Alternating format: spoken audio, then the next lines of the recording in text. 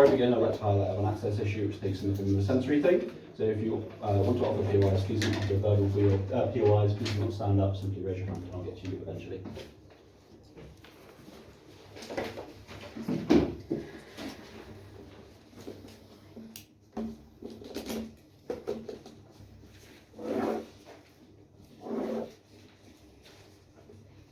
Three very simple cases out of opening government. Firstly, why this provides a reasonable counter-narrative for people who are uncomfortable engaging within the sort of activities following the motion as it currently exists. The second one is that people who have limited capacity to engage in these activities as well have another narrative which they can opt into and gain some catharsis from. The third one is why internet consumption can lead to positive outcomes for people. Going into the framing then. Firstly, I think, what does this rise up look like? I think people still engage in some in-person activities. I think the way in which this is likely to happen at the point in which you stop doing this to such a large scale, at the point in which you interact within this narrative, I think you still have competing narratives that can exist for you to go and have these interactions in the first place. They exist via like the norms that exist in the status quo, things that are transposed in the media about how young people in lots of when they're young should go out and have fun and conform to those activities in the first place, which means that I think that the way in which this motion actually interacts, the point in which it exists, is that when you have this counter-narrative, you're more likely to do that in instances where you get specific positive benefit out of this.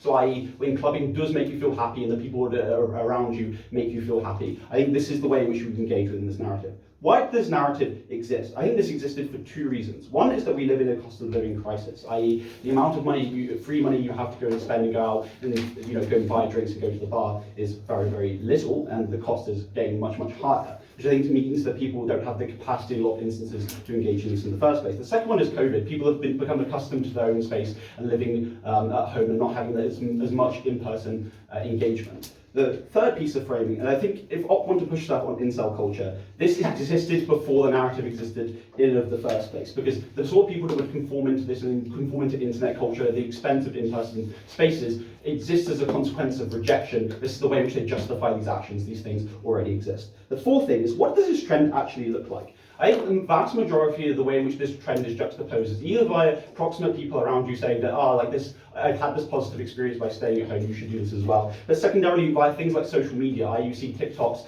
of people saying, I stayed at home instead of going out clubbing and I read a book and did positive things as a consequence of not engaging within that narrative in the first place. You give people a reasonable benefit to which you could engage within, as opposed to engaging within the existing social narrative of going out and clubbing, etc. Cool. Going into the first case then, on why the counter-narrative is so crucial. I think there are a lot of people that exist in the status quo who feel specifically uncomfortable about engaging with this sort of social culture. I think a lot of the reasons to why people are engaged with this in the first place are the social narratives that I've explained to you, that they've been told by their friends or by their family or by the media is this is what you should do as a young person. But notably, I think the things that exist can make people uncomfortable when you exist in that space. Firstly, clubbing. There's lots of loud music. There's lots of close interaction within people that people don't always actively consent into, whether someone randomly comes up to you drunk and dances with you when you had no ability to say no or yes. The second one is excessive consumption of alcohol, i.e. you have narratives that work in conjunction with this, like, for example, like whining and dining, or like going out on a boozer, etc. The lads, like the Golden Mile, you go out and do like a pub crawl, etc. as a consequence of this. I think this means that alcohol is an intrinsic part of the social narrative in the way in which you should be able to have fun. The third thing is also casual sex, i.e. there's a huge emphasis on romantic contingencies at the point at which you interact within this narrative, i.e. that you should be going out and getting laid at the point at which you're going out clubbing with the girls or with the boys, right? I think this means that in a lot of instances then, people are put into situations that people otherwise wouldn't have consented into if they hadn't had other mitigating factors around them. One is that the ability to consent is just diminished because of the alcohol I've talked about. But secondarily, the boundaries are unclear, right? I think specifically when you're young and you haven't become accustomed to what these boundaries actually look like, how it makes people feel uncomfortable, you're more likely to do this and put people into negative situations. I think the third thing is also the ability to police these things in the first place is also somewhat diminished. At the point in which, if it's in a dark room with loud music, it's unclear how other people, even they look out for you, it would always spot the infractions that always happen. It happens on a night out, right? Guys, you have people touching you inappropriately, and you never know who it was because it happened in the heat of the moment. I think then for a lot of these instances then, this puts people who feel uncomfortable going out, they've had these negative experiences, that means they have to go out anyway because the social narrative exists. The point at which this counter-narrative exists, you have a reasonable opt-out, which you can say, actually, I don't feel like doing this. There's this other thing that I'd rather be doing. I saw on TikTok, this was great. They said that I could read a book, etc. I think this particularly affects two important actors within this debate.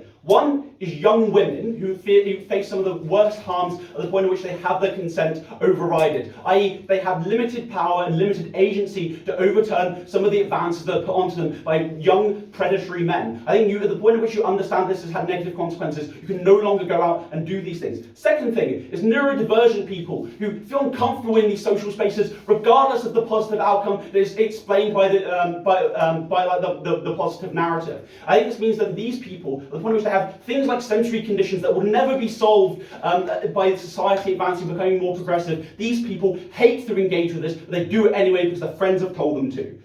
Before I continue, I'll take closing. Or opening.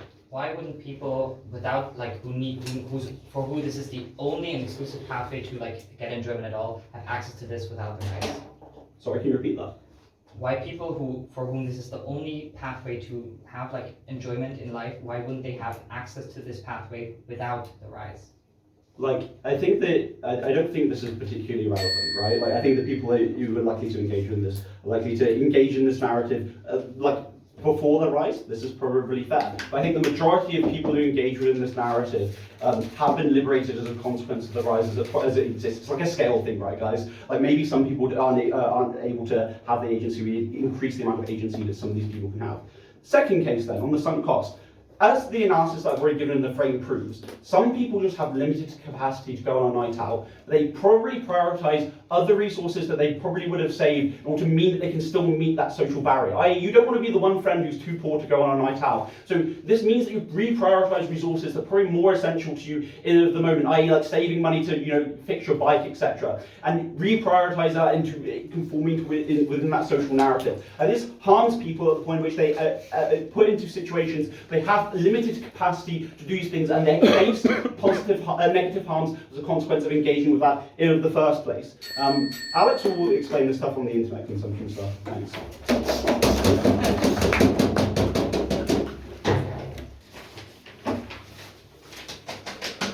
Okay. Starting up in 3, 2, 1. Few responses to OG, then talking about why people just meet up less in general on their side of the house. Why that is bad, why people spend more time online, and why that is bad, and why it's crucial to make new experiences and meet new people in order to find the experiences and people best suited to your personal preferences. Okay, so OG tells us you're still going to have social interactions because there's many counter-narratives. I think, yes, but there's also many narratives that already push this in the status quo. OG themselves mentioned higher costs of living. That is one of the core things that is driving this movement. So you don't even necessarily need the movement to force people to spend more time inside, but the narrative amplifies it even further. You have a higher pressure to work and to perform at your job, which also makes staying inside feel like that is this more suitable opportunity. Also, you have a massive increase in social anxiety due to the COVID-19 pandemic, where people feel just like they're scared to go outside and do anything on the other side of the house. On either side of the house. Okay. What then happens is that you have this narrative that validates all of those things, but that then also encourages people to not even try and go out and make new experiences, and we think that is bad. Then they tell us that people feel uncomfortable because they feel like they have to go out. I think people probably opt out of clubbing because if they really hate it. I think this is kind of symmetrical. I think on either side of the house, people who really hate clubbing will probably stay in, and people who really like clubbing will probably go out.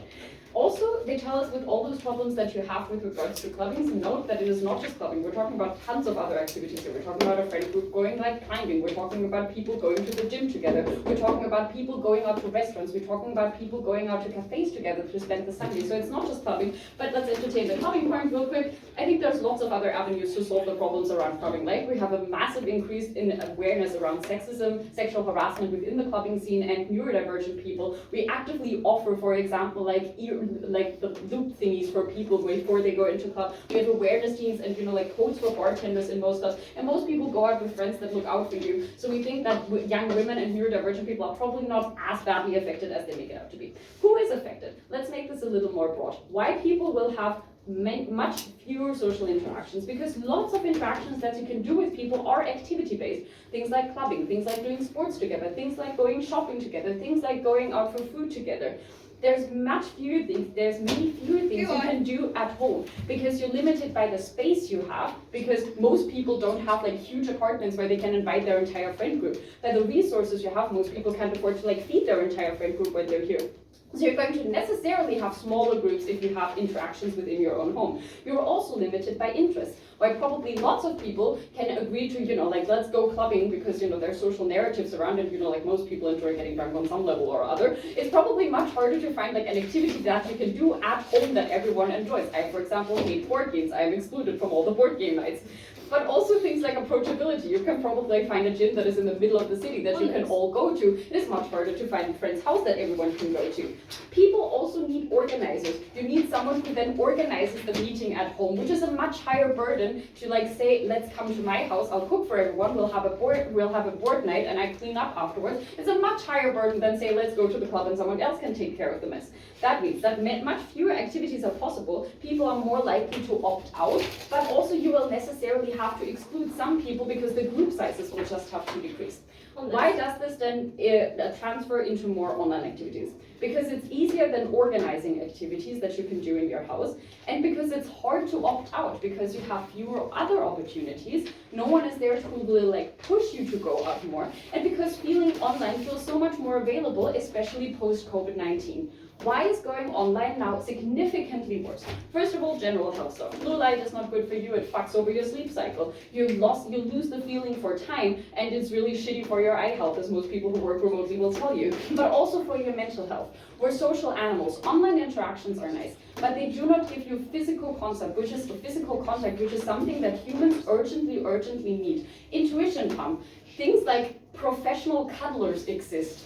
People need physical contact to the extent that they're very willing to pay for it because it is so incredibly detrimental for our mental health if we have to go without it for a prolonged period of time. And that is not as long as might think. It is really harmful for you psychologically if you do not get hugged every day.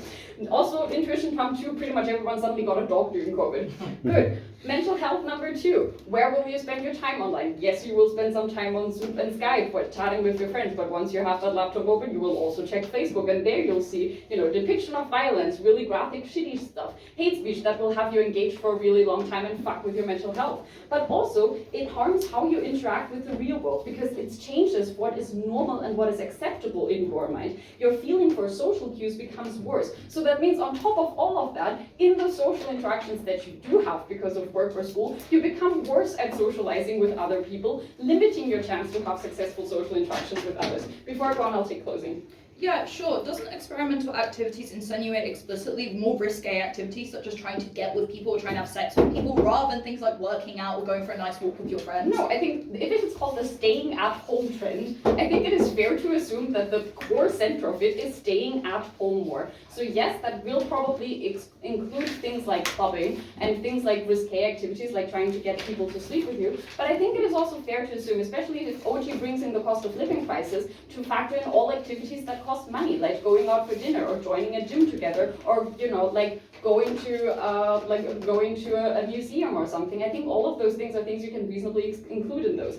Okay, now, last point. Why it is important to explore our preferences? Because our understanding of likes differences needs to be developed by trying out stuff, which we have limited chances for when we're small, and as we grow up, our interests constantly evolve and develop. Same as our like what we need in the people that we're friends with, that also constantly evolves and develops because we have different like opinions, we have different professions, and we want people to kind of match that. In order to find out more about our preferences, we need those new experiences. Why are those experiences good? Because they're fun, because you get a sense of pride if you stepped out of your comfort zone, and because you learn something new about your preferences. For example, you find a new hobby, a new skill that you wouldn't have done if someone hadn't dragged you to that. How many of us landed in a debate club because one friend dragged us to a training one day? But also, you need that for people. Note that our friend or our friend circle is usually somewhat superimposed on us through like school or university. If you do not go out and give yourself the active chance to meet many more people that might match your preferences better, you will always be locked in that friend circle that you have due to your educational or social or like neighborhood background. And we think it is much better if you have more choice. We're very proud to be in opposition. Awesome. Just before I start, I'd really like to take a POI from place of opposition around 5:30, just so that we can engage properly. Obviously, you're welcome to try.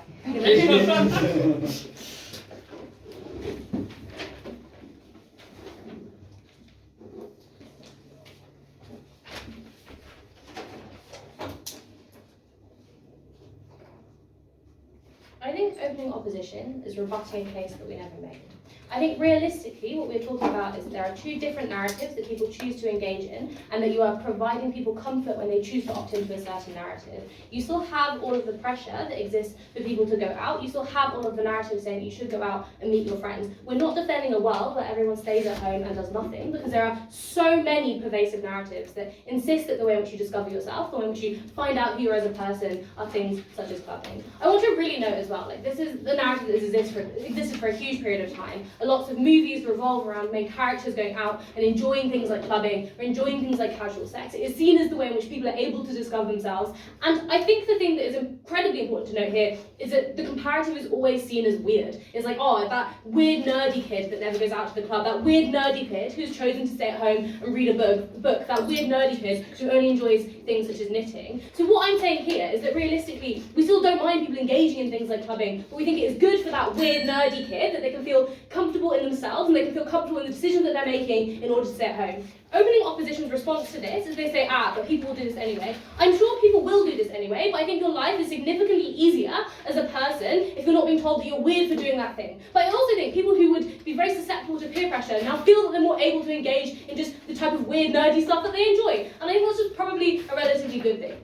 Some more specific responses to open opposition. They say, you will now have fewer social interactions. I'm not necessarily sure why this is a bad thing, and I really want to posit here that I don't think the only way in which you're able to discover new experiences or enjoy yourself is by going out and doing clubbing. Because I think they've very maybe fallen susceptible to the narratives that the media have pushed upon them. But I think realistically, it is just a worthwhile experience to also do things such as explore your creativity. I think it's also a worthwhile experience if you're like a gay person from a town in South America, in the southern states in America, to be able to explore that community online instead of being forced to go out into the social situations that you're never going to feel that you actually fit into. I think all of these things are relatively good.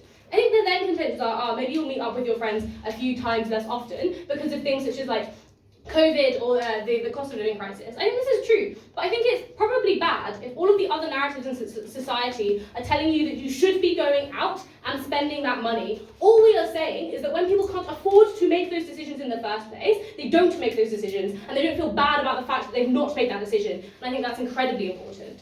A few other things to note then. Firstly, on internet communities and how they form, I think realistically they say, you're going to be stuck meeting the same old people and the same old things, which means you're going to form the same type of friendships. I think on the comparison, on their side, that is more true. Because I think at that point, you're relatively stuck in making friends with like the people that live in your town. And I'm from like a really small town in like mid-Wales. And I don't really think that the variety of people that I would have met if I just continued to go out clubbing in that area would necessarily have been a large group of people. I think it's relatively easy to use the internet to form friendships that I think are very meaningful. I don't think a friendship is meaningful by whether or not you can touch someone, but more about the ideas that you share and the conversations that you have. And I think all of these things are possible online. I think a lot of people get a huge amount of satisfaction from these things. I don't think those friendships are any less valuable. I think as well as that then, I think it's just incredibly important to note that clubbing and like all of these social activities tend to be things that are very glorified within society. I think when we view these things on social media, we only ever see one side of it. We only ever see the like happy, bright side of it. You see everyone posting their selfies and them smiling in the club. You don't often see the other side of it. You don't often see the amount of money that that person has had to spend in that club in order to feel like they fit in with their friends. You don't have to see the amount of like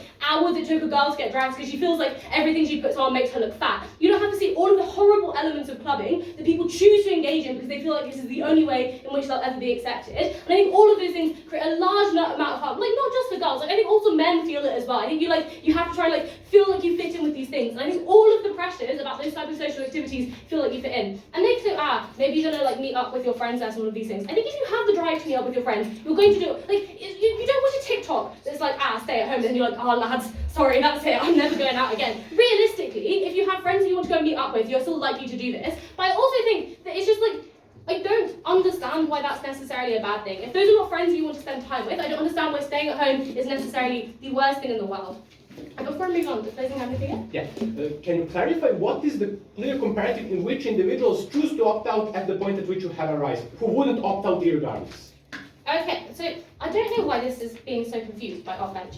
Actually, so we are defending the trend as it exists in the world right now and the rise of that trend. What we are saying is that in the last few years, there has been a rise in things such as people glorifying staying at home and reading your books, or staying at home and learning to crochet, or staying at home and like petting your dog. And I just want to be really clear as well. This just looks like TikToks that are like, I read 5 books today and it was really great. Or like, look at this really cool thing that I made on TikTok in the first thing. I think all of these things are things that just make it feel a little bit more okay to engage in that type of behaviour in the first place. And I think it's not that it's going to like, I really want to be clear. Like, I feel like this maybe seems low impact, and it probably is quite low impact. I think this debate is maybe quite low impact. But I think the thing that is incredibly clear here is it's not necessarily about changing people's behaviours. It's not necessarily about the fact that people's behaviour is going to change as a result of this trend, but the people who are choosing to be able to use this trend to make themselves feel better about the things they're doing feel significantly better. And that I think is the impact that is incredibly important, because otherwise these people are seen as that they're not like searching for themselves, or they're not ever fully developing as a person because they're not choosing to engage in the type of thing that society is telling them they should do. On our comparative, these people are still seen as they are trying to like explore themselves. They're still seen as people who are doing the right things in society, and they're just seen as like they're doing things at home in their own way. And I think these things are incredibly important.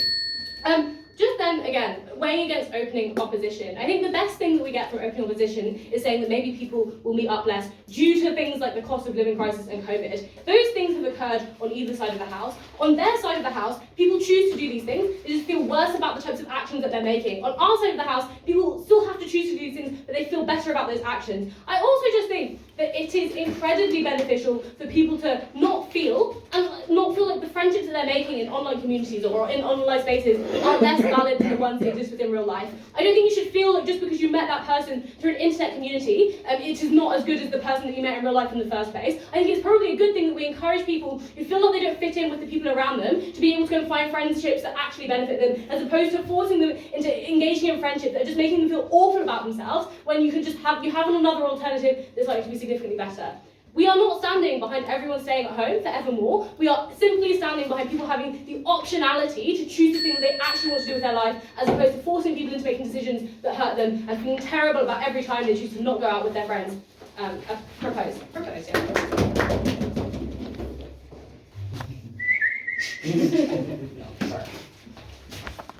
Who also stayed at home, and look what happened, he died. Okay. Thank you.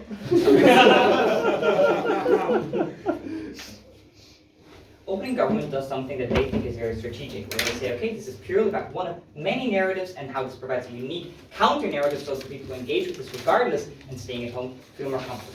One, I don't think that this is a debate we should be debating. Secondly, if it is and opening government is correct, then they reach a very marginal impact at best. First, why is this not the debate? One, the rise of something is not a minor thing that is largely irrelevant and doesn't touch a lot of people, right? It's like a dominant or one of the dominant narratives that exist, and many, or at least a large share of the population will engage with.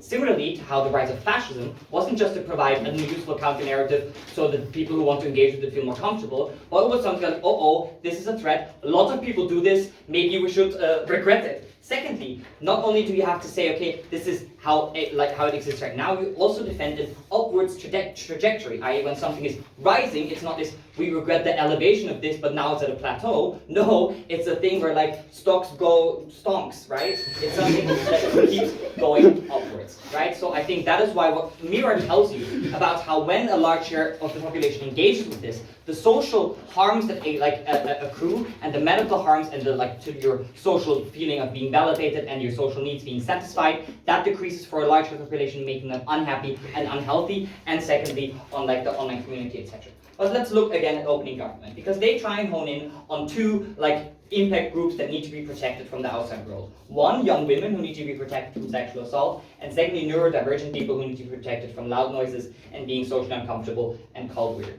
First, on the young women stuff. One, on young women, sexual advances, unconsensual sexual advances, and social norms. Panel note that the vast majority of the problem that they're talking about here, of crossing boundaries, consent, and sexual assault, doesn't happen in a club by a stranger. The vast majority of this happens in your own four walls, at home, from your people you are likely to know, and most of these cases even happen within relationships. That means at the point where the stay-at-home trend exists, these people are forced into this space even more. Like when opening government says there's a coercive element to these other narratives that make you want to go outside, then there's a coercive element to this narrative making you stay inside. It means now you push these people into these spaces where they're much more likely to suffer from the thing that they want to protect them from. I think the sexual assault and women's protection, I think, is not something that stands on their side, but on our side of the house. But secondly, I think people still have to engage with the outside world to a not completely irrelevant degree, right? But because they do so less, the trial and error of what social norms are, what boundaries are, and when am I allowed to cross them and when am I not allowed to cross them, where do they lay?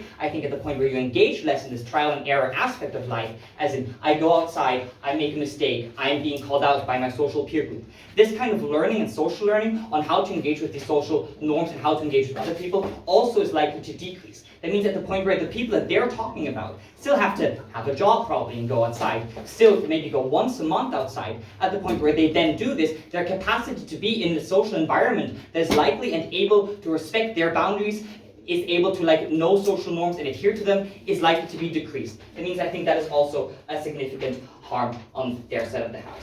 But let's continue with neurodivergent people. Because opening government says, okay, look, these neurodivergent people feel uncomfortable in loud spaces and they don't always want to go clubbing, and when you don't want to go outside, you're being basically socially sanctioned because you don't conform to the dominant narrative. I think this is likely going to be true for some people, but as our POI and closing opposition's POI pointed out, we are unsure why the people who know and who have through trial and error learned that this is not something that they enjoy, why they don't stay at home without the rise in this trend. Note that this trend can exist without a rise, same that we had Nazis at 2% before they were at 50%.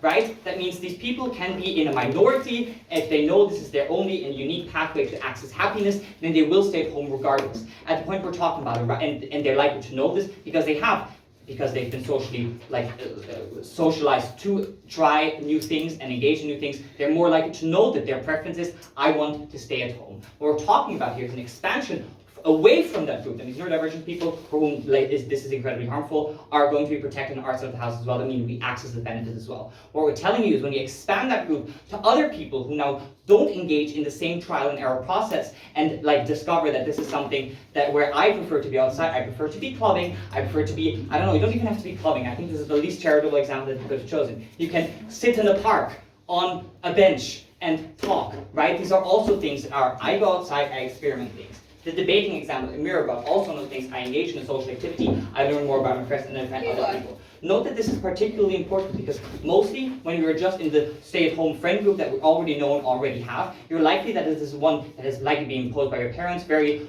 formed by your kindergarten, your school, your university, which from an early age on, you didn't have a lot of agency in choosing. That means you're likely to not know a lot of your preferences. Why? Because it's been largely basically handed down to you. It is only when you're encouraged through other social narratives that are weaker on government side of the house to try these new things that you discover, maybe, I don't know, my homophobic friends in my Catholic parish as I had, aren't the people that I don't want to hang around with a lot. Maybe going outside, meeting debates who are a little bit more liberal, a lot bit more liberal, then maybe that is something that is more beneficial to me. But before I continue on why you need physical friends, and yes, online friends are not completely invalid, but it's better to have physical friends, obviously also physical, but geographically close to you, and that can help you in times of need. CG. Sure, forming deep friendships with people is probably so much better when you can actually be your authentic self. You can't really discover this if you're going out 5 times a week because you feel pressured to. I don't think on our side of the house, before this trend existed, everybody was going out 5 times a week. I think the money constraints and time constraints still existed, so people were already engaging less with other things and more inside of their own home. That means what this trend does is reduce an already not that large part for people to access the things that we're talking about here. right? And I think that these true friendships are less likely, or like true deep friendships where you actually prep and accept each other, are less likely to form when your friendship or your friend circle is dictated by something you had very little control over, i.e. where your parents sent you to school, what community you're in, or what they're able to pay for college. Lastly, on why you need these physical friends that you're more likely to get and more likely to be able to sort an outside the house. One, the physical contact of hugs, kisses, maybe intercourse, the immediate oxytocin, serotonin that gives you, right? Every casual sex can fulfill a need for physical contact, even as casual sex can fulfill a need for sexual contact and provide a great experience. Even there, through trial and error, you will discover what do I like, what don't I like. Secondly, the acts of service and help, like the little things of staying with you while you study, watching your cat when you're gone, but also really important big things. When you're in a crisis, helping you more, you need a place to stay, that kind of stuff. And lastly, friends can be physically there with you in a way that an online friend just can't, because I think they can because they're oftentimes too far away. For all these reasons, proud to oppose. POIs, no other terms.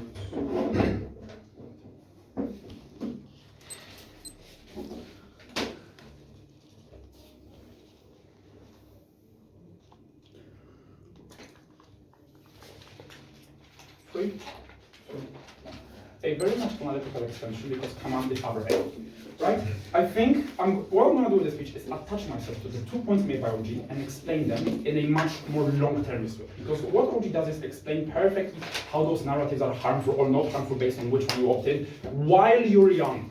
But nobody in this debate talks what happens in the future apprentice here. So I'm going to explain to you why your life in your formative years, i.e. high school and uni, is going to have an insanely important impact when you're old, and why being able to opt into the narrative that OG explains is going to be crucial for this. Firstly, social comparison theory. Based on how life exists in capitalist society and economy, we are very often unable to perceive ourselves through the lens of just thinking what I am or who I am. Because we perceive a lot of things to be competitive. AKA, whether I'm a better debater than other A, whether I'm, I don't know, more handsome than someone, whether I think my life is better. The perception I have of my life is based on two things. How I think others view me and how I view myself based on that. It's very difficult to just be, I'm confident with who I am, I don't care what other people think about me. That's why we praise people who are like, I don't care who people other think about me. That's why we view them as sort of cool because they don't care, because that's not the social norm. The social norm is to care about what others think of you, because it's extremely easy and extremely difficult to opt out of this narrative. So what this narrative does is making sure that people who are weird are perceiving themselves as the weird ones. Because it's very hard to say who's the weird one, who's not the weird one. But at the point where the status quo is, you have to go clubbing, you have to engage in sex and stuff like that, if you do not, it's not the case that you're suddenly gonna feel more comfortable doing those things.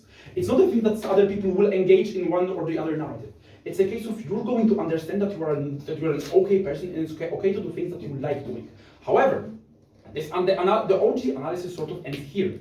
And once again, it's correct, it's not fully correct. Why? Because at the point where you surround yourself with better people, as per Alex, you're going to enjoy your short-termist life much more, i.e. you're going to engage in better sports societies, you're going to make better friends, you're going to spend that time better, you're more likely to find a partner because the partner is going to have shared interests with you, which means in a short-termist perspective, you're not just going to view yourself better because you're more likely to self-accept. You're likely to surround yourself with people who accept you because thanks to this narrative that exists uniquely on government, they are likely to view themselves as better people. And at the point where we have a group of people who already accept themselves as better, they are likely to be better friends because they are less likely to be competitive, because they are less likely to view themselves and their friends with that social comparison theory. If I was only friends with debaters, it would be very likely that I would compare myself to them, whether I can beat them in a debate, whether I can be better than them at the common hobby we have.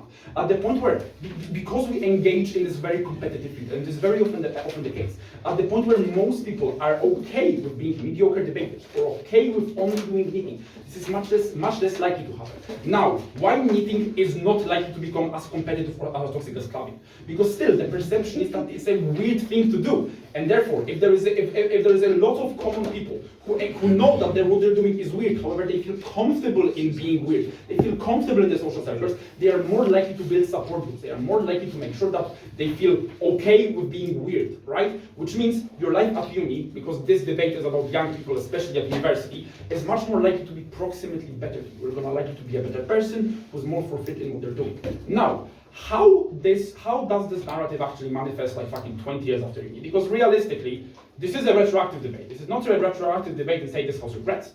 However, it's important to note just how important your formative years are. Formative years, what, 16 to 24, I think this is a fair definition. Just how important this is when you're 50 to look back on those years. Because already, thanks to existing narratives about how you should make the most out of your youth, how you should make most about the time that you were young, at the point where those narratives are already important, you think that you're missing out.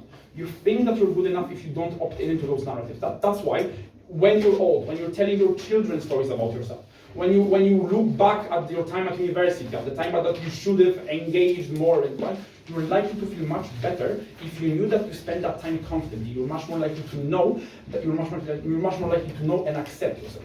This is important because already, being 23, I look back at my primary school thinking, oh, I probably should have done this thing, I don't know, reading books, but I didn't because I played basketball and it fucked up my knee and I can't run anymore. Which means I already feel regretful because I chose something I shouldn't have chosen based on those narratives. Which means in a longer perspective, not 2-3 years, but like more 10-15 years, you are much more likely to accept yourself, you're much more likely to view your life at 50 as better because you know that you didn't make regretful choices. Now those regretful choices do not necessarily have to be engaging in casual sex or like even clubbing every day, but knowing that when you look at the university, when you look at the friends you made, you're like, oh, I'm probably still in touch with those people because the friends I surrounded myself at that time were much better friends because they were much more suited to my interests at the time, because they were much more supportive, because that competition that exists and that let's say stigma of being a virgin at fucking 25 or whatever just doesn't happen as often because you're not pressured to do those, because the people you surround yourself with are just as weird probably, but you create this like little weird circle of weirdness when you all like accept each other. Before I continue. There are movies that glorify nerds, Tom Daly, who's famous and does a lot of knitting, and large narratives of tolerance and individualism that people are exposed to. Why is acceptance by yourself and others uniquely provided by this trend and not all these other things? Yeah, because the narratives are not equal. How many movies, how many media, how many situations do you have when the weird people are considered the cool guys? When the weird people who are like, I don't know, looking at Cardiff, who watch anime, are considered the status quo. It's really not that. Because of the prevalence of that narrative, of how clubbing was portrayed in American media, or like fucking skins if you're British, because of the dominance of that narrative, they are always going to be status quo. The cool guys who play rugby in case of Wales, or the cool guys who engage, because extroverts are always being perceived as the better ones in society. The uniqueness of that narrative shows that you don't have to buy into those to have a better life in the future. So two things I brought you in this debate is firstly, just how important friendships are in your formative years, extending and opening government, showing that your life in short term will be better because you surround yourself with better people, therefore you're likely to make much more informed choices, therefore you're much more likely to, I don't know, choose a better job or like engage in better society, even find a partner because they are just as weird as you. And secondly, in the future, you're not as likely to regret the choices you made. If you're 50 and you don't have any friends from the time of uni because all of them were clubbing and you prefer to read books, you're going to regret that. If your kid asks you, oh dad, how was your uni? You're not going to be afraid to tell them that you spend most of your time reading books because you know that's now socially acceptable, which means you are much more likely to feel better and more stable relationships in the future. Note how this extends over OG because their impacts, although are very good, the analysis ends at the point where this happens now. We extend and show what happens in 20 years. Thank you, CG.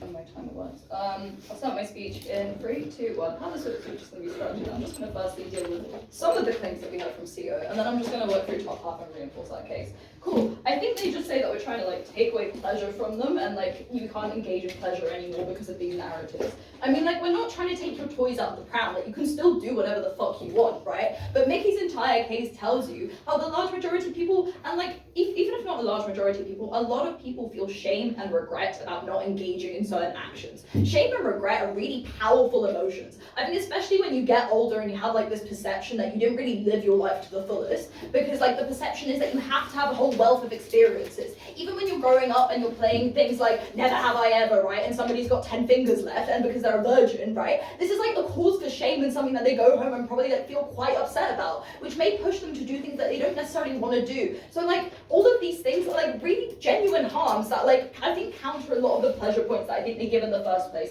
But also secondarily, we still naturally gravitate towards pleasure. It just doesn't have to look like in the form of clubbing and going out and having sex, right? Insofar as like if what brings you pleasure is staying at home and playing online games, or like reading a book or having a dinner party with your friends as opposed to like going out, you're still engaging in pleasure, or like just like masturbate, I don't know. Like genuinely you still want to engage in pleasure. I'm unclear why like this narrative arising suddenly makes people walk around like zombies going, I will receive no dopamine in my entire life, right? Like this is just like inherently untrue because we now naturally gravitate towards things which are good and which cause pleasure, and we want to like deviate ourselves from pain, right? I think this is fairly clear. I think also just like, we're not trying to like take all these things away. We want to take away like the people's fear of missing out. I think the exact impact that they tell you is like, you're now going to have this fear of missing out because you can't do pleasurable things.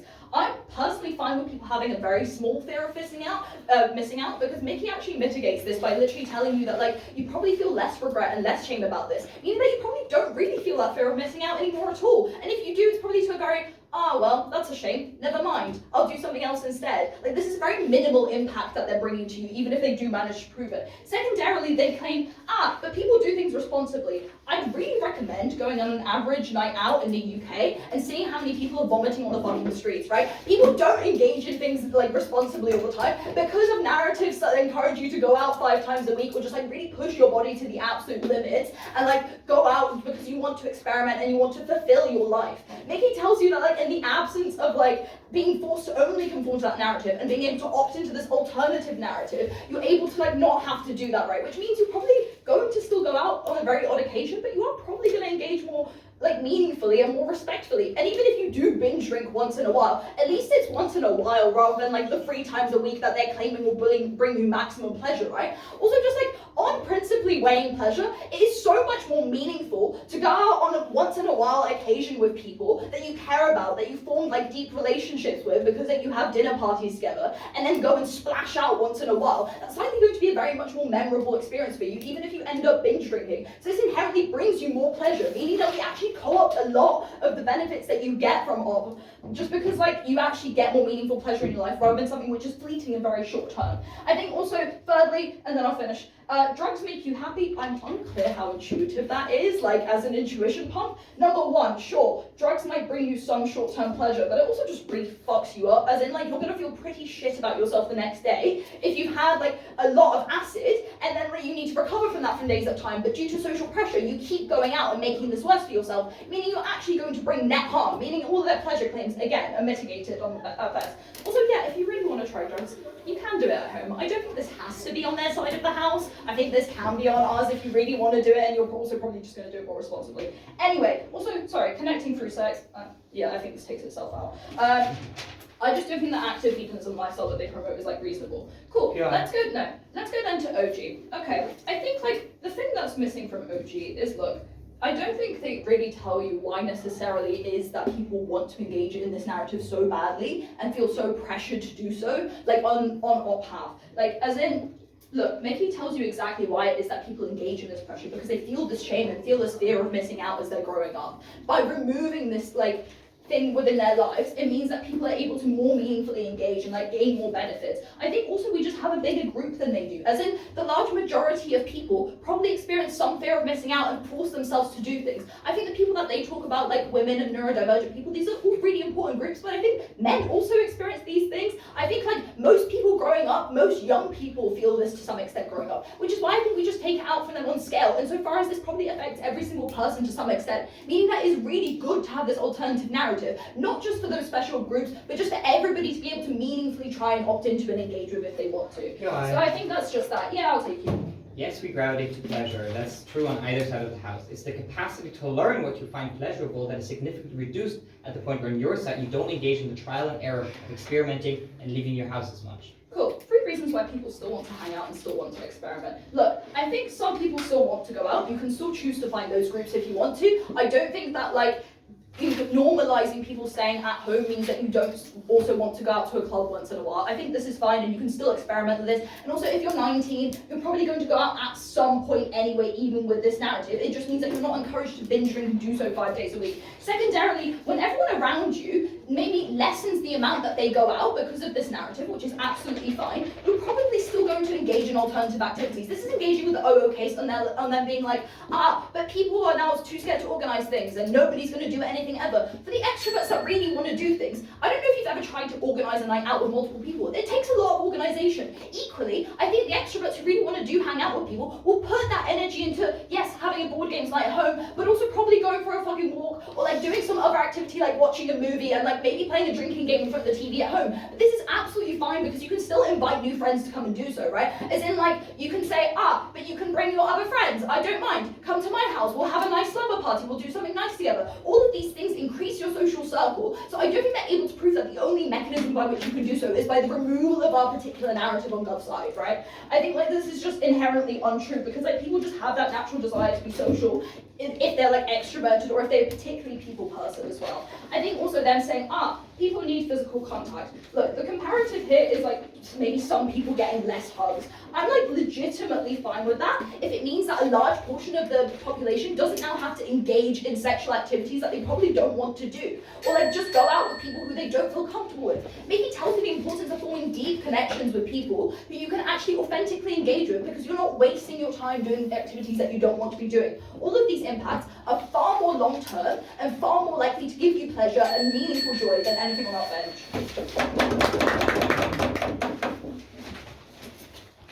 Hello, future self.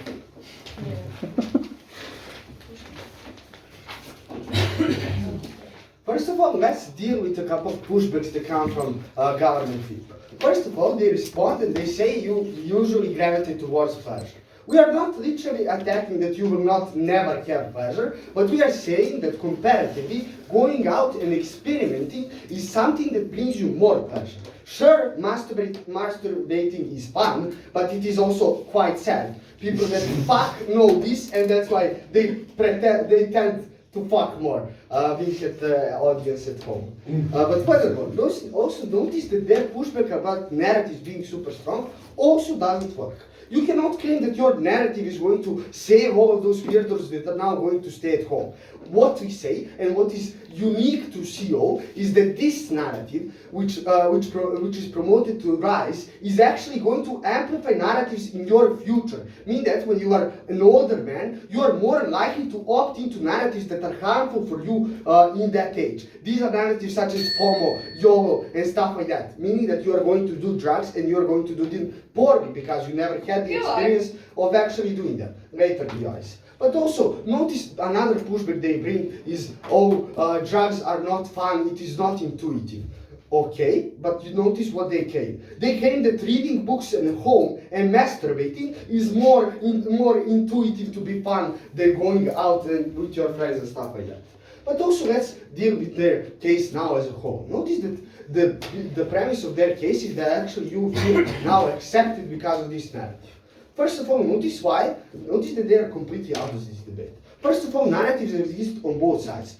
What they need to defend is rise. But also, notice that people that are on our side would actually opt into this same narrative, which they claim is that unique. They would opt in anyway. But also, secondly, notice that people, as the same as gravitating towards pleasure, you gravitate to feeling good about yourself and to feel like accepting yourself. This is because you have a lot of coping mechanisms that even if you feel weird, you actually feel well. You actually feel good about yourself. This is that hobbies that you are good in, grades at school that find you, that give you fulfillment and stuff like that. But also, you have inherent self-acceptance, and thirdly, your family is going to say good things about you and is going to make you feel good. My mom always says that I'm a pretty boy. More on the line. Before I take 5:40. Also notice, OG's main argument is that basically this is a great counter narrative for those that do not want to opt in today's society, which is plagued by coming and going out. First of all, the burden they need to prove is that this counter narrative is stronger than all the other narratives, such as YOLO, FOMO, and stuff like that. They do not have fear just to claim that this narrative is magically going to fuck you up. I say that there is a lot of things that how should I say that fulfill these narratives later down the line. But furthermore, notice the mechanisms which they give. They say that people feel uncomfortable in clubs. I think there is a lot of different clubs where you go to. If you feel uncomfortable in one club, you can always go to another club. But also, incentives of club owners have changed now that there is Google reviews and stuff like that. Meaning that you have traffic light clubs, I don't know what's that called, with braces, for making out and stuff like that. But also secondly, careful cows that literally deal with their mechanisms about cows being uncomfortable because you have loud music. It's quite silly, I know. But also, you have clubs with private rooms and stuff like that. And also, security in these clubs is really fucking good at their job.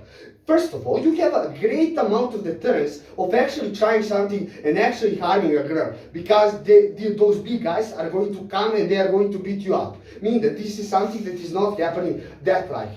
Now, onto their another point about drinking and stuff like that. You do not have to drink yourself to fucking death and have to go on the golden mile. And if their friends, as they say, peer pressure you enough into doing this, they are not your friends, because if you're feeling uncomfortable with that, you would probably not going to do this anyway. Now let's answer their one sentence basically, which is sunk cost analysis about being too expensive to go to a club and stuff like that. I mean, come on, if you have enough money to, how should I say, fix your bike, you probably have enough money to go out with your friends, buy coffee, buy soda or something like that. It is never explained why this is such a terrible thing. But furthermore, notice that there another argument about internet communities and being easier to form friendships and stuff like that. We actually flip those, because notice, it is quite experimental for you to find friends online. You have people that you do not know anything about. They usually hide behind some avatar. They usually, how should I say, you usually have to call and message them online. This is everything that is quite experimental, and I would actually pose to say that this is actually on our side, because this is actually quite experimental and you do this anyways. On their side, if you're willing to stay at home, you probably aren't the type of guy that is going to send some cold messages to some random Redditor and stuff like that. Meaning that we actually flip the things that they claim and beat them on that cash as well. Before I move on to, I'll take the line. Okay, so the issue here is that I don't think either side of this debate is going to be able to sufficiently prove that some experiences are more valuable than others. It's about who gives the people the most agency to choose the experiences they wish to experience. Okay, I agree. This is true, but we also have agency on our side. You can choose whether or not you want to go out on a Friday or not, whether or not you want to go to a club or go to a bar, or go, how should I say, go meet friends, what we're all saying, in the gym, or, stay at home and read books and stuff like that. Now, what is the crucial missing link in OO's case? It is that when you do these activities more, you actually get the necessary social skills and intelligence, which is a good thing. I will fill their gap. First of all, everyone has a different reaction to certain things you say and do. Meaning that when you go out with people, new people, and you are, how should I say, new people are not your friends because that is not experimental enough, you see the best way to approach someone, to befriend someone and stuff like that. This is done through immense amounts of trials and errors. But furthermore, you learn how to behave, how to deal with rejection. This is a crucial thing, panel. Notice that this builds your resilience and confidence. These are long-term impacts that they fail to analyze. Now, why we directly way over there? Notice that we build the gaps about how these experiences are actually going to help you. We build the gap about how you actually going out and actually getting drunk is going to get you more friends and stuff like that, but also crucial burden is built. Thank you.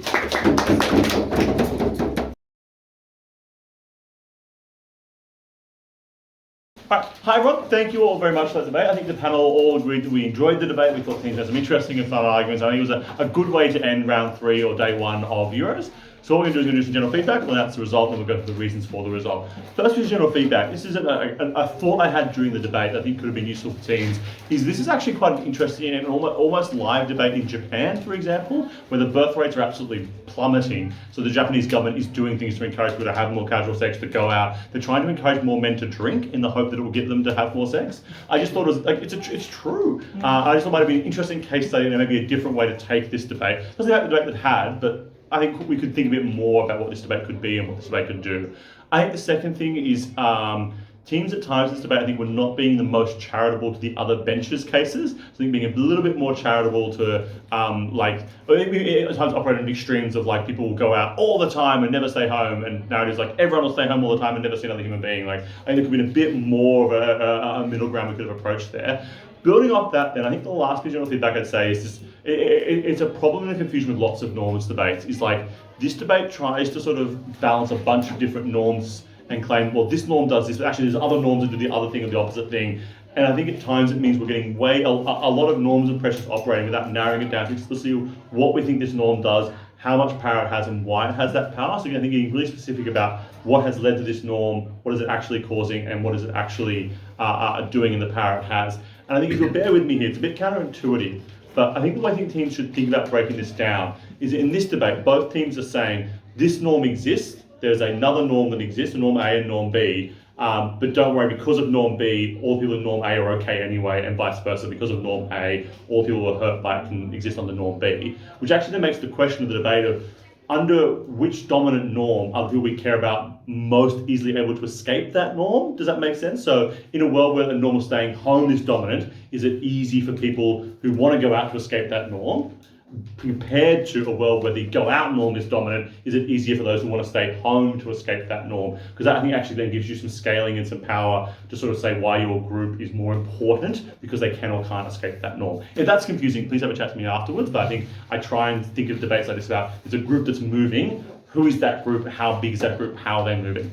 All right, in terms of the results, then we had quite a lengthy discussion. It was quite a close debate. We ultimately came to a consensus decision, with the first going to side opening government, the second to closing government, the third to opening opposition, and the fourth to closing opposition. Let's go through the reasons for that now. I think want to start with talking about the top half, and then we'll bring in the two closing half teams.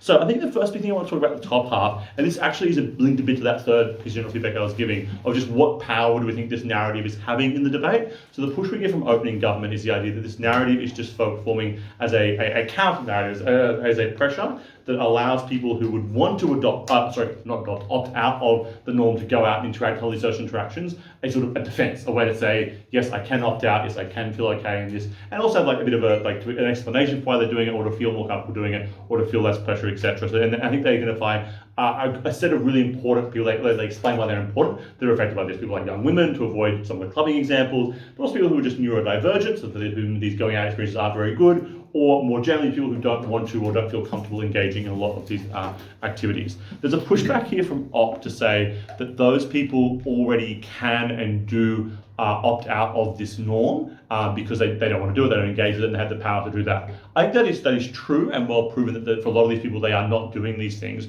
but I don't think it responds to the best version of the Gov claim, which is that yes, there are these people who might not be doing those things, and they're made to feel shit about it. They're made to feel really bad that they can't engage, they feel like they're missing out, etc. So I think it was not enough to suggest that they can opt out of doing it, but it's about why they feel happy or comfortable or okay opting out of doing it, and that I think is the first way that they get up. I think the second way in which we weigh this out is this idea that for those who do want to be more extroverted, that there are lots of pressures and norms and examples in media and pop culture and in society that also give license to those who want to be more extroverted and clubbing to continue to go and keep doing those anyway, and that it actually, it doesn't stop that. And I think that actually leads to the big hole in the whole off bench that means they don't come above opening government, the whole government bench rather, and that is this question of what is this group of people that because of this norm aren't moving, I've said that wrong, this group of people that in the presence of this norm would move from going out to now staying inside that otherwise wouldn't. How big is that group? Why is that group so important? And I think identifying that group would have made all the harms that OP talks about activate a lot more, because we'd be seeing them to apply to a lot more people, but we don't see that group is being moved or the norm is having this impact. That I think leads to the more debatey question that is raised, particularly by the DOL, about what does it mean to support a rise of a narrative? Is this getting more and more powerful, getting more and more dominant? I think the allusion to fascism were maybe taking it a little bit too far, but I did get the point that was trying to be made, right? A rise has to support a growth and a power, etc. I think opening government is legitimate in the way they set up this debate of this doesn't necessarily have to mean it is the dominant or the most persuasive narrative, but that it is a narrative that has risen, that has reached, that has allowed a lot of people to access this way or to feel comfortable this way. I don't necessarily think they have to defend or show that it has become dominant or is beating out other narratives, but even if they did have a burden in that direction, I also don't think opening opposition feels a burden of showing that it has also reached that point, that it has reached a sizable enough position where lots of people who are harmed by this norm are being forced by this norm to harm themselves. I think given that OO doesn't prove that group is moving, that also doesn't help them beat on this idea of what the narrative is doing. I think OO is able to prove that this norm is getting bigger, it is growing, it is becoming more powerful, and that is what is giving the freedom and release to people who need it to get out of that group. And that, I think, actually sort of kind of explains the most part of the top half clash. Because while we would agree that a lot of the harms that OO talks about being inside, about like both the physical sets of harms of like eyes and mental health, like eye care and sleep patterns, etc., but also the social harms, etc., not enough hugging, not enough interaction, etc., are all true, but these are probably not necessarily benefits that are accruing to the groups of people that OG is talking about and that are being moved or impacted by the debate at this point. So for those people, maybe they don't necessarily need a lot of these benefits, but also necessarily like being online, being the stay-at-home narrative isn't necessarily proven to mean constantly online to the point where you're fucking up your sleep schedule or your eyes are hurting, etc. It just means you're not doing those other things. The last thing I note here, I think OO does do a decent pushback to say this debate isn't exclusively about clubbing or about the worst successes that Gov talks about. I think not the case shift that the adjustment Gov makes to like expand it a bit more to be more generalistic of autonomy is good. I think I would have liked a bit more from both teams about I guess we go about the more social things. I think what Gov is able to do on that point though is say, well, there's still some pressure to do some things to go outside, to do some walks, to do some access to the gym, etc. But it's the larger pressures that are existing on the likely to be bad. So at that point then, I think that while maybe OO does a good job of like pushing back on the clubbing stuff, etc., and pushing up there are other social issues that exist, we're not necessarily those benefits accrue to people that we're talking about at this top half, because we haven't proven there's another group of people that are being negatively affected by this. So I think that explains the top half. Let's start bringing in closing government to the debate then. I think the first way closing government is able to get up in the short cross is to explain, is to, I guess, the missing hole in OO's case about this group that is moving, which then gives OO CG the space to say, well, here's this other group people were talking about, the more longer term people, and how they're benefited by this. So we now have another stakeholder that's impacted specifically by this, which we weight ultimately a bit higher than we do the undefined group from opening opposition. I think the second thing I'll do then is more directly link the harms to that group and show why those harms are going to occur that we hear from OO. So what other harms are talking about here? I think the big one here is around the comparison theory. So this one I think becomes a bit clearer as the debate goes on, that the idea that like if you're going out, because this norm pressures you, that you have to look like the going out, the macho sort of like party clubbing person, that when you're not that comparison actually makes you feel a lot worse about yourself, and absent any competing narrative, that is likely to make that worse. The competing narrative gives you a way to escape that. I think the thing they're able to do is then make that a bit longer term by talking about in the future the absence of the regret. So when you're older, without this norm, you feel like you should regret because you didn't go and do those things. If you don't, if this norm exists, that means you're not pressured to go out, you don't feel that regret, you feel better about yourself, so you have a longer term benefit there. I think ultimately, like what those things, while they're good, they're relevant, they're new contributions, why they don't get over enough over opening government, I think is firstly that just like, I guess the long-term stuff, like you feel more comfortable in the choices you've made, is just like taking the same benefit OG is talking about and saying it occurs at a different point in time, without necessarily saying it's a bigger or more important benefit than what OG is already talking about in the moment. I think possibly also in the moment, OG has some pretty strong material as to why that prevents some more immediate harms. It also makes you feel more good about yourself as well. And I think the stuff on like social comparison theory, I think while it's also explained in a bit more detail and given a new framing, new heading, etc., it is just stuff like you feel less bad because you're not doing the same things other people were. So I think I'm not saying it's derivative, but I'm saying that opening government has already sort of covered enough of that ground to say why you feel better about yourself as a result of not being forced and pressured and to do this overall. So I think then the closing government contributions are good, are useful, but maybe not as strong or as important or weighed out to be bigger or better than what we've already heard from opening governments. That's why they can beat out OO, but can't beat out their opening government and take the second in today's debate. Looking then at the opposition bench and bringing in CO now, and why CO unfortunately takes the fourth, I think what I liked about the start of the CO case was you make attempts to suggest this group that moves. So the first thing you guys do in the extension is explain why that there necessarily has to be a group of people in the middle here who would go out but are now not going out. But I think that's where the analysis on that point ends, not identifying like auditing on who exactly these people are, why they're so susceptible to this norm, what they're missing out. I guess you cover what they're missing out on, but like why they're so pressured, like to be harmed by this. So I think really like the starting point, not expanded on enough, and I think the stuff that is expanded on probably is an opportunity cost would have been a stronger extension. So what do we get more material on? That is stuff on like why you're likely to do this material well, you'll be cautious, there's security, etc. in pubs and clubs now. I think we have two problems with this. The first is that a lot of the more practical stuff is kind of already covered by OO. The second thing is that like it deals with a very specific set of circumstances around clubbing, but the debate is a lot bigger than that and does engage with a lot more. I think the debate had moved on from the very specific examples that came out of PM, and it needed to engage a little bit more with that. And there's a lot of stuff that like drugs and sex and rock and roll are all good and fun and we should engage with them. I think the problem with that is that like that is true for a group of people who are likely to enjoy that material. I think we already have Romney government-wide as a group of people who wouldn't enjoy that and are pressured to do it in ways they shouldn't. I think it needs to be applied a lot more to that group, specifically as to why that was likely to be good. The last contribution we get from CO is that it is worse if you do it later on when you're old and your body's broken and you can't recover from it as easily. I think the problem we have with this was it's like this claim rests on the assumption that you will necessarily want to do this again when you're older. I think that part is unproven in the debate. So while maybe it is true that if you are later on trying it, it might be bad, for the types of people who are talking about this debate, it's unclear that they would necessarily want to try this later on, so those harms don't necessarily accrue to those groups. And given the debate is already kind of established that if you do really want to go out and do that clubbing, so there's enough pressures and norms and permissibility to allow you to do that anyway, it's unclear that group of people are now missing out as a result of this, which I guess is the similar problem we had to OO of like not detailing enough this group that is missing out to then activate that harm overall. So that's why it gets beaten by the government bench. I think also explains why the OO harms and impacts and explanation are stronger already in the debate. All right, so that took a bit of time, but I think your fault for having a very close and good quality debate.